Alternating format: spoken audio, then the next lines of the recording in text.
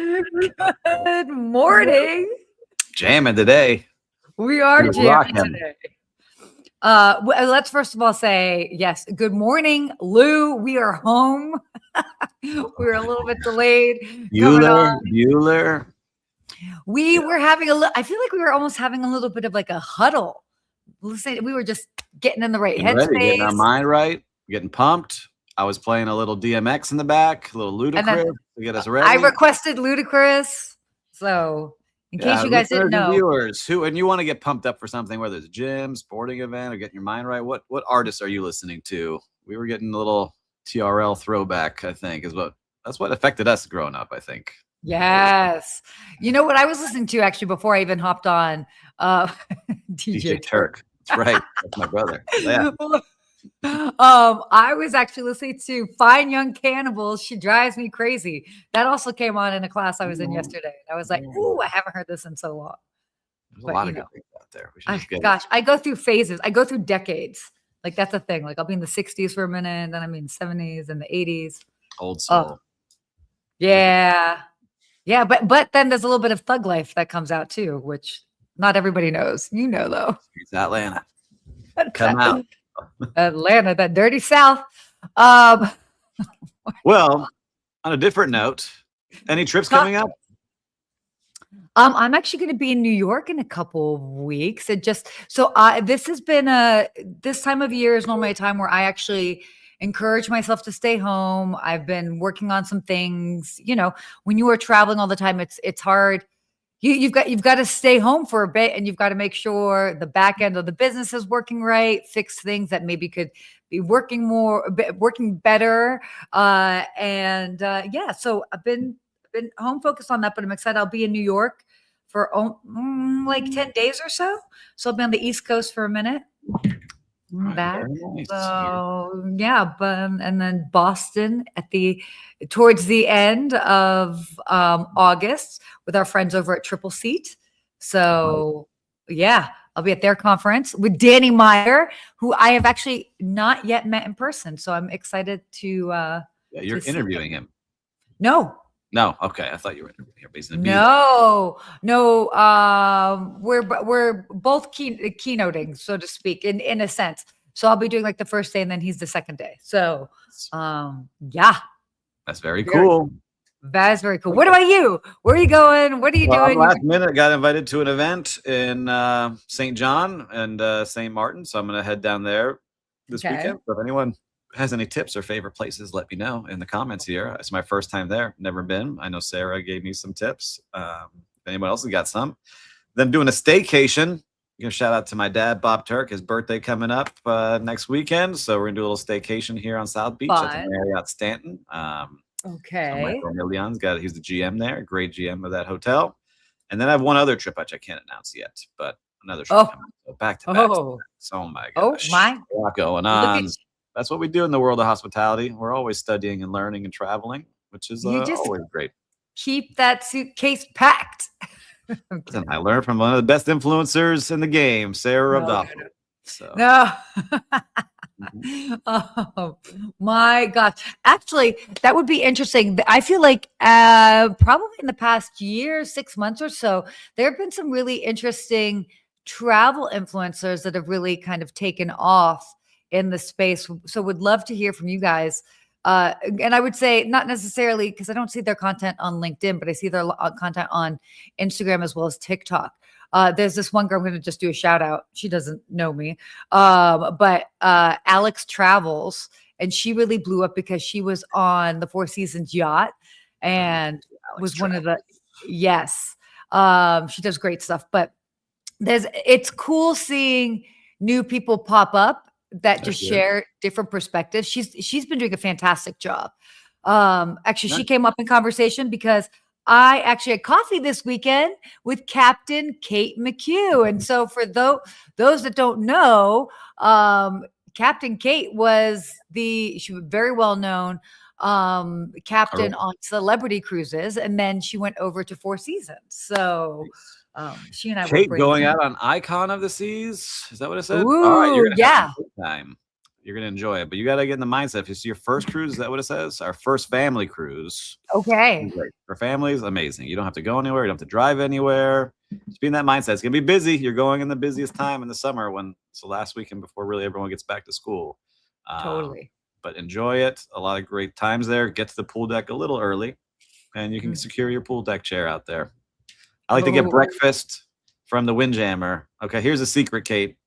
Get breakfast at the Windjammer. Bring it out to your pool deck chair so that you're out there before all the crazy crowds get there, and you've got your VIP spot. So take it from Steve Turk, professional cruiser. That's my move. Anyhow, look at us catching up on coffee talk here. I know. But wait, plant the seed. Maybe we should have Captain Kate on here at one point. I'm down. She's good people. Anyway. And Captain Ron. Anyway. All right, fine. Should we? Oh, am I supposed to lead this into the next part? Sure. Or listen, before we jump in there, okay? Yes. Before we get started, very important. This episode is brought to you by StayFi. StayFi helps short-term rental operators build direct guest relationships through branded Wi-Fi portals, email marketing, and you know what? My favorite, guest data tools that turn one-time bookers into repeat guests. So start growing your direct booking revenue today at stayfi.com/goodmorninghospitality and at stayfi.com/goodmorninghospitality. Now we can start here, Sarah. Now, thank you. My goodness, about time, sir. Well, why don't we get into our first topic here? Enough coffee talk. Airbnb's best hotel strategy is sitting in Ennismore's IPO filing. So this was interesting. This was a kind of a thought leadership piece here by Rafat. And so to kind of get people up to speed, Ennismore is heading towards a U.S. IPO, and Skift and Rafat was basically arguing that what's interesting is that there's going to be this $2 billion gap between the floor and the ceiling, so to speak, as far as what their valuation is. And so the question is, beyond Accor, which Ennismore is obviously affiliated with, is where's the demand coming from next? And so he was kind of arguing that there could be an interesting partnership between Ennismore as well as Airbnb, and that could enhance the demand story for Ennismore, but then also for Airbnb. It would kind of help with there's sort of like the brand stability, like that brand recognition, and those certain key elements that really make like a hotel brand what we know to be. Whereas where Airbnb, it's a little bit of the Wild West, because there isn't necessarily brand standards that go across the board. So, want to hear your thoughts on this. Listen, I think it's really interesting thought piece that he's created here, and I think his thinking really does make sense, because Ennismore, when you hear Ennismore, you don't automatically think about which brands they have, but they do have some major brands under their flag, right? There's one that just opened here, which they're putting a lot into, is the Delano, just reopened here in Miami Beach. Good morning, Lonnie. And Lonnie, I got your email, by the way. I got it. Okay, we got it. We'll check it out. But the Delano is now also opening a residences as well in downtown Miami, as a branded residences. So they're putting a lot of money into that. But what he's saying here is like, all right, you got Ennismore, they're going public. There was a range of the $3.4 to $5.8 billion range of their IPO, they were saying. Bloomberg's estimating it to be at the very low end at like $3.2 billion. And why? It's because how are you going to compete against the big boys of Marriott, Hilton, Hyatt? You need that demand generator and loyal fans, which Airbnb does have. And what Airbnb has seen is that if you book a hotel through their platform, which they're doing more and more now, they also own Hotel Tonight, you're getting an offer to book one of their homes. And they're seeing that at 55%. They're seeing people book those homes after trying a hotel on their platform. So what he is arguing and saying is that they should be working together, because Airbnb has loyal fans. They don't have any point system here just yet. Ennismore can create that place where they have access to hotels, and they can help each other with lower OTA fees and really driving traffic. So if someone books an Ennismore hotel on Airbnb, Airbnb can then, promote what they have in homes, which always gets booked at 55% is their standard right now, and it continues to grow that way. So I do see it being something interesting. And the other, which I don't know if you noticed, is that Airbnb bought their first property ever. Did you see where they bought it? Oh, yes, I did. Where was that again? New York City, where Oh, yeah, Airbnb that's is right. not legal, right? So the only legal Airbnb in all of New York City is their brand new office, which leads me to believe that they're planting a flag there. They're going to have a hotel there at some point. They're working on something bigger. If they're Interesting. putting their offices there. It's the only property they own. They lease everything else, including their home office over in California. So something big is kind of bubbling up. But, we've talked about this a lot. It's, people go for points. They go for having their rewards. Airbnb doesn't have that right now. I actually saw one of your comments, Sarah, on Threads saying, Airbnb doesn't have that. Showed up on my feed today. But we do have a lot of people that are ultra loyal. Like we run a hospitality management company, and we do it for homes, which are kind of nondescript homes, and we rely on the booking channels. And 65% still comes from Airbnb, even though we're listed on 30 other channels. The majority of them come through there. Then we try to make them our loyal guests, which we do with a lot of people, but we still see that Airbnb is a powerhouse in the space. So people are ultra loyal to it, and they feel safe because if something does go wrong, they do tend to lean on the side of the guests a lot to try to help the guest on the Airbnb. So it does have some diehards that use it all the time. Yeah. Oh, definitely. I mean, there's absolutely diehard. I mean, there's a reason why it is a successful business, but yeah, I mean, I think that this would, it's an interesting proposition that he put out there. I'd be curious if it would end up happening. I mean, it's nice that he, you know what I mean? Like that Rafat is like floating that idea, but it's like others would obviously have to like get on board with it. I mean, yeah, both have to get on board. Both owners of each company are very standout and want to control the whole guest experience and what their guests are going to be experiencing, their customers going to experience. So, like if I'm Airbnb, I don't know if that's for me. I'd rather go out and start buying my own hotels and creating my own experiences and putting them through the platform where everyone's eyeballs are at, and then cross-promoting the homes and the hotels to the people already on there, which is, hundreds and hundreds of millions of people using it. Well, and arguably sounds like that may be what they might be exploring doing. I think so. I'm pretty confident. Like if I was in their shoes, that's what I would do. Yeah, it makes sense. It absolutely makes sense. So yeah, interesting piece. I love that Rafat put this out there. Again, whether it does happen, I love that it just is even out there as an idea for others to maybe look at and learn from. So yeah, we'll see. Let's see what happens, but we'll be watching. I'll be watching very closely. I know they've been talking about hotels for a long time, and let's see what they can make happen. And Ennismore, we'll keep an eye out on your IPO. Let's see how you do. We will. All right. Why don't you go into the second sponsor before we go to our next one? Oh, my favorite one here, everybody. Yeah. Listen, of course, before we move on, a quick shout out to our sponsor, Built. They're helping restaurants and hotel F&B teams better understand their guests and create more personalized experiences that drive repeated visits. So if you care about loyalty and guest experience, it's worth checking out. Head to joinbuilt.com/GMH, and it's joinbuilt, BILT, .com/GMH. Check them out. Wonderful. Oh my gosh. On that one. You're so good. You are so good. Well, continuing on here, let's go on to our next topic. This is big. This one's big. Yeah. Accor and H World are linking 430 million loyalty members. So this is kind of so basically Accor and China's H World, they're planning to link their 19,000 hotels.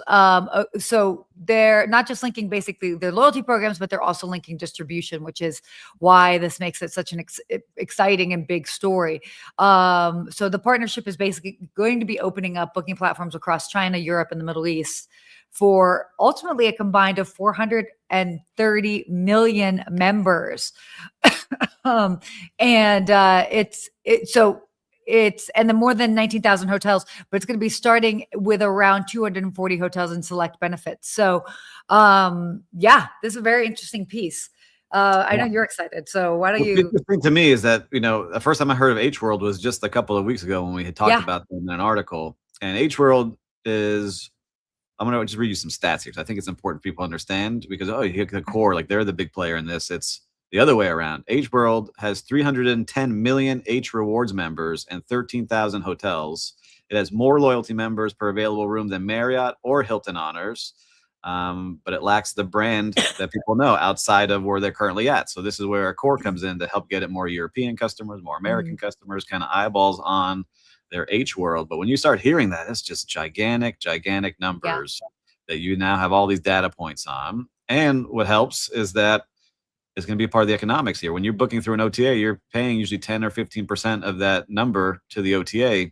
And now they're going to be booking within each other. And hopefully they can get that down in that 4 to 5%, where they're going to be paying each other for helping refer customers. But that's a 10% savings that goes straight to the bottom line. Plus, you're getting more eyeballs, which is hopefully more traffic and booking on your website. So really interesting to see this partnership as it starts to grow, really helping each other. This is one of those, I think, win-wins on both sides. Yeah, definitely. Because Accor has that brand name over here and in Europe, and H World does not. And now H World will get some more eyes as well. So, goes back. Well, and then also, I mean, like for Accor, the outbound Chinese travel market is huge. So, I mean, the influx from that alone is going to be impactful. So yeah, this is definitely interesting partnership that's happening out there in the space. And I'm curious, how many of you know H World out there? We're gonna have to look them up. I got to do some more research on them. I'd be really curious to see how many of you currently know them. Have you ever stayed at an H World? Any of you? I'd love to know. I have not. But neither have I. I haven't really spent much time in China ever. So, I haven't been exposed to them. I need to get over there at some point. But it really just shows, I think we're going to see more and more of these partnerships, right? That's kind of what Rafat was saying in his idea with Airbnb and Ennismore. I think there's places for people to do that, especially people like we talked about, was it 2 weeks ago, where people were leaving, their Marriott contracts and their Wyndham contracts, trying to go on their own and figure these things out. I think there's going to be a platform that really helps. I don't know where it will come from. There's a couple of players in the industry trying to get it up and running, where you can earn points if you're a boutique hotel and you join their platform and start getting some more eyes. But these are big deals. 430 million people is gigantic. So they're going to have a lot of eyeballs on their products.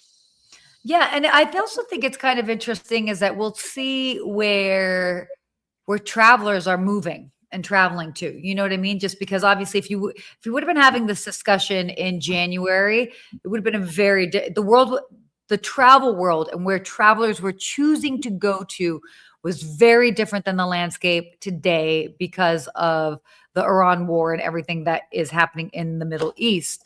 And so, this is a interesting shift, because I'd be curious actually if this was even like in talks in January versus now, because I mean, it's almost kind of like circumventing parts of the Middle East and creating a different part, not to say that there isn't a core in the Middle East, but obviously they're very huge in Europe as well as, but I mean, I'd say basically they're really huge in Europe. I mean, they're big in the US, but not as big as they are in Europe. So I don't know. It's interesting to see that sort of partnership, because I don't know that would have been happening. I think it's the power of the OTAs, right? It's how do we compete against OTAs? Let's team up, right? I'd rather team up with my competition than pay out the OTAs. Let's figure out how to get those prices down. So let's see what happens. And with AI, keep pushing. Let's see where AI starts leaning. I'm hoping they don't make the deals with the OTAs and just do individual deals with hotels, but let's see. We will see. All right, let's talk about World Cup, because we still can. We still got 4 more days to talk about it. Amazing. The final this coming Sunday. I'm now getting a little bit of FOMO, but that would just be ridiculous because I haven't watched a single game. I'm just annoyed they're putting the games at 3:00 on a Tuesday and another 3:00 game, I think, today. I'm like, come on, guys. Let's at least push it back a little bit so we can all watch. Oh, yeah, but they've got to deal with all the different time zones. Oh, I know. But we're hosting it here. But what are they saying out there in the world? What are they saying, Sarah, about this? So yeah, no World Cup bump. U.S. tourism was down in June. So basically, now that they're kind of looking at the numbers for June, tourism was down 1.8% year over year in June to 2.8 million, following a 33.4% annual decline in June of 2025. So, I mean, basically what it's saying is that as much as we were expecting there to be a World Cup bump, so to speak, we haven't really gotten that. Now, even though you've got hotels that are, in some markets have been doing okay because they're able to put their rooms at a higher rate. At the end of the day, we still just haven't seen the whole economic bump that I think everybody was hoping for. To me, not a surprise, but I mean, yeah. Look, I talked to a lot of hotels because we're one of the host cities here in Miami. Last year, everyone really inflated their budgets. Oh, we're going to crush it. It's going to get these numbers. It's going to be, they were trying to say, it's like, looking at a Super Bowl, when you host a Super Bowl in the city, it really does have a lot of people come for that weekend. And they're trying to, how do we use those numbers to really pump it up and expand it for a month every single week, which you can't really do. So a lot of hotels really pumped up their numbers, didn't achieve those numbers, but they are still way higher than they were, the previous June. And I think I'm a good example of our little hospitality management company. We're 35% ahead of where we were last year in June, which is usually like a slowish month here in South Florida. And we crushed it. So, and it was all because of World Cup. Like there is no other demand generator at that time. And we had people staying with us, and maybe they're not going to the games, but they want to be in the city and see the action. Like when Scotland was here, oh my gosh, it was nuts. I love the Scotland events. I want to make sure they get more and more. But for us, it was really interesting to see that push. But again, it wasn't the home run record-breaking numbers. We talked about that with the Olympics once a couple of years ago. Like it seems like that's more and more the case where you have so much access to all different kinds of entertainment. You can watch it on your phone. You can watch it on TV. There's watch parties places. You may not need to travel and spend $2,500 for the worst tickets in the stadium a piece. There's a lot of friends that went because there were empty seats from sponsors that paid for all these seats and they got to go. But if you're a regular old Joe and you couldn't get that first round of tickets, it's an expensive trip to fly to Miami, get a hotel room at elevated rates, also get those tickets, plus all the restaurants were trying to do the same. That actually reminds me, I remember I was just seeing a reel on Instagram where it might have been Miami. I think they were actually in Miami, and they were asking people how much they were spending. They're like, oh, like how much have you spent on attending the World Cup this year? And it was a lot of people, and they were like, $50K, $100K, $250K. And it's, that's great, but that's also not a budget that everybody has. And so, I think it's interesting. I mean, we're going to be going into the Olympics happening in Los Angeles in 2028. And I hope that they learn a bit from this. And because, by the way, not every market was the same. I feel like Miami did better than other markets. Because we're the best city in the country. So everyone comes. Okay, calm down. But I don't know. I mean, look, I'm not a will travel for sports demographic, so I am not the key demographic. But I just feel like just understand it, like making things more. I think there's some big ones like Super Bowl is ultra expensive, F1 ultra expensive to go to, World Cup ultra expensive. Yeah, but that's like the final. Like once you're talking about the final is one thing, but like. Well, they will say what it will say is the argument is like I talked to one of my buddies. I was like, "How'd you get in there?" He's like, "Well, we put in. We didn't know what game was going to be. We just got lucky that our team got picked in that role. But we put it was $300 or $350 when they first announced those tickets. So." That would be the argument the other way. Cause I was arguing like that. And they said, well, we got it for $300 and we went to the game at nice seats. So, but the flipping is what everybody. You're right. Let's see what happens. I'm all about it. I love it. I'm really hoping that, I know it happens every 4 years and we get this love of soccer in our country or football. And I would like to see it continue. I'm going to go try to see Messi now because I haven't seen them yet play for Miami now that they have their new stadium in Miami proper. So I think that will continue to help. And listen, let's see what happens. But it is expensive to travel. And we keep talking about it. If you're ultra wealthy, you're traveling. And if there's the other part of the barbell or the dumbbell where it's, long-term stays and looking for deals, that's really not the people who go into those events. So that mid-tier, mid-class is not traveling as much. So I have been on finals watch. And it's interesting because ended up getting How much are the tickets? I know you have to buy. How much did you get tickets for? $25,000 a piece. And they're okay. And I just looked yesterday and I'm like, ooh, I could have gotten something like in the same area for like 19,000 a piece, which is bananas when you kind of like think about it. Which can also change. Like in the next 2 days, will probably change. Well, we got Spain. Spain's locked in. Now we see Argentina or England, and both are powerhouses. So either way, I think it's going to be a sold-out World Cup event with a lot of fired-up people. So I think you got a good deal. Good deal. 25 a ticket. 25K a ticket. Yep. That's exciting. Not too shabby. All right, World Cup. Keep it going. We have a couple more days to cheer on our countries here. Totally. Well, okay, wait. Given the time here, should we hop into? Do you want to do this last topic? Yeah, we can touch on it. We want. Cool. You do the obscure Marriott. Okay, our obscure Marriott fee. Okay, well, cool. Then I should let you take the lead on it.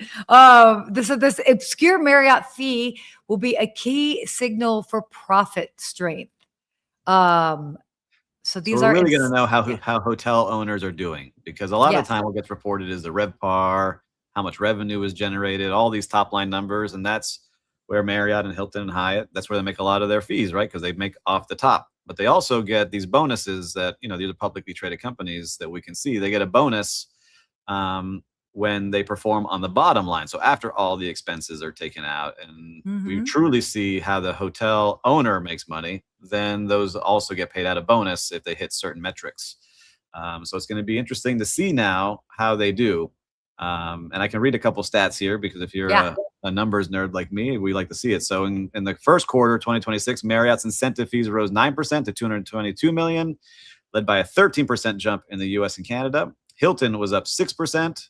Hyatt was up 14%, though some of those are inorganic from acquiring management contracts, like the 15 Playa hotels we actually reported on here as well. So all three posted record or near record profits, and that was off their top. But now we're going to see how they do at the bottom line, and that will really tell how the travelers are doing. And so we're really excited to see how this comes out, because everyone knows in operations, if you're in operations and you watch this and we review our P&L, and we look at all of our expense lines, it's how much do we actually bring to the bottom line. That's where the real money is made. And hotel owners have to shoulder a lot of that cost of labor and insurance and electricity and water and all the supplies and all that fun stuff, while the big brands that they work with take off the top. Now we're going to see what they actually make at the bottom. So the reporting will come out here in a couple of days, it says. So we'll be eyeing those closely. I'm going to keep an eye on those, because I think that will tell more of the story now too, is do boutique brands continue to go away from, or little hotel or smaller hotels keep going away from the Marriott, Hiltons, the Hyatts, because hey, you're making all the money and we're not making anything at the bottom down here. Right? So that's where I think we'll start to see a little bit more noise and revolting against the brands if they don't deliver on that bottom line. So let's see. It all depends on that brand recognition. So if it makes sense in the long run. So love that. Okay. Thank you for doing that deep dive for us. I appreciate it. I just want to see how it goes, because now we'll really see. Everyone likes to report the big numbers at the top, but what does you actually bring down and take home? Yeah, absolutely. All right. I think we should move on here to your favorite part. Whose brand is it anyway? Brought to you by no one yet. If you'd like to sponsor, let us know. But whose brand is it anyway? Do we have music? Oh, we got some music going. Whoa. Well, whose brand is it anyway is where we will show you a sub brand, and you'll have to guess who the parent brand is of that sub brand. So now we've got all of our fans here. Look at all of you. I see all of you in the comments right here, ready for action here. Woo-hoo. I know the only reason you tune in is not for me or Sarah. It's for whose brand is it anyway? Definitely. All right, Will. Show us, what is the sub-brand? Ooh.